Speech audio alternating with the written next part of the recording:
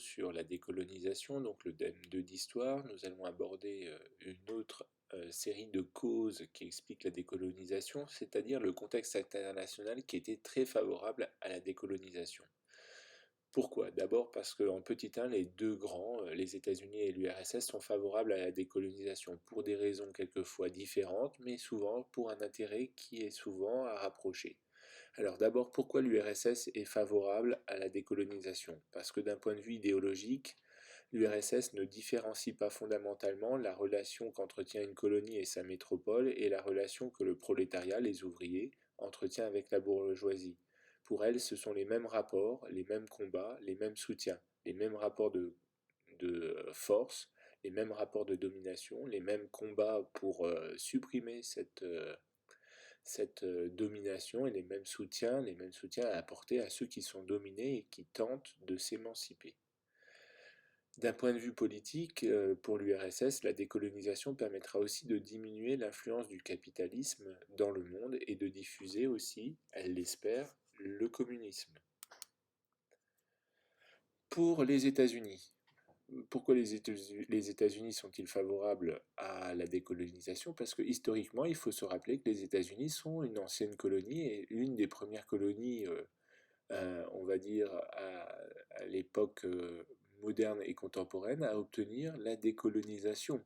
Ils ont inauguré le mouvement de décolonisation par leur opposition aux Anglais lors de la guerre d'indépendance de 1776, pardon. Ils sont donc favorables à la décolonisation par nature, mais parce qu'ils sont aussi libéraux et qu'ils espèrent aussi maintenir les peuples devenus libres dans leur bloc, le bloc occidental dans le cadre de la guerre froide. Et enfin, parce qu'ils espèrent aussi avoir de nouveaux marchés et de nouveaux pays où ils pourront investir. Troisième acteur qui est favorable à la décolonisation dans le contexte international, c'est l'ONU. L'Organisation des Nations Unies est un instrument juridique de la décolonisation. Elle offre les principes reconnus par tous les pays membres contenus dans la Déclaration universelle des droits de l'homme qui a été ratifiée le 10 décembre 1948. Elle propose aussi une tribune où les pays récemment décolonisés et membres de l'ONU vont soutenir le processus de décolonisation ailleurs dans le monde. Et enfin, elle propose un outil, le Conseil de tutelle, qui est chargé de promouvoir et de faciliter la décolonisation. Dernier acteur favorable à la décolonisation, le monde non aligné. Le monde non aligné est une association de pays du tiers-monde, créée en 1952, cette expression de tiers-monde, est issue de la décolonisation. Cette association du monde non aligné condamne l'impérialisme et la guerre froide. En effet, l'association se veut neutre. Lors de la conférence de Bandung, en 1955, elle regroupe 29 pays afro-asiatiques qui représentent la moitié de la population du monde, mais seulement 8% des richesses à ce moment-là. Cependant, dans le monde non aligné, il y a un clivage entre les pays comme la Chine, qui mettent en accusation l'Occident, et des délégations pro-occidentales comme Ceylan, l'Irak ou la Turquie, qui dénoncent le colonialisme déguisé de l'URSS.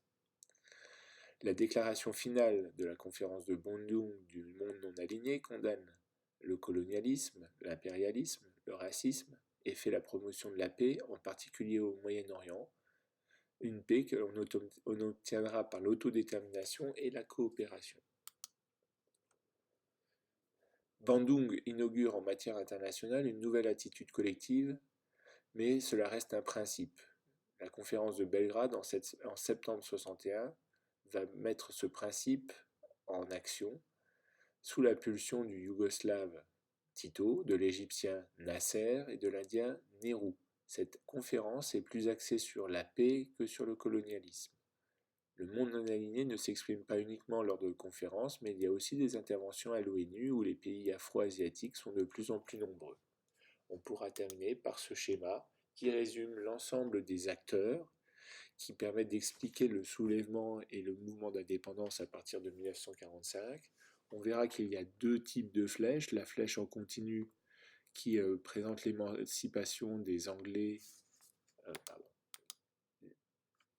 l'émancipation, donc voici ce schéma, l'émancipation des Anglais, notamment en Asie, et puis une flèche discontinue C'est le cas des Français ou des Néerlandais qui cherchent à se maintenir par la répression et la décolonisation finit par une guerre civile.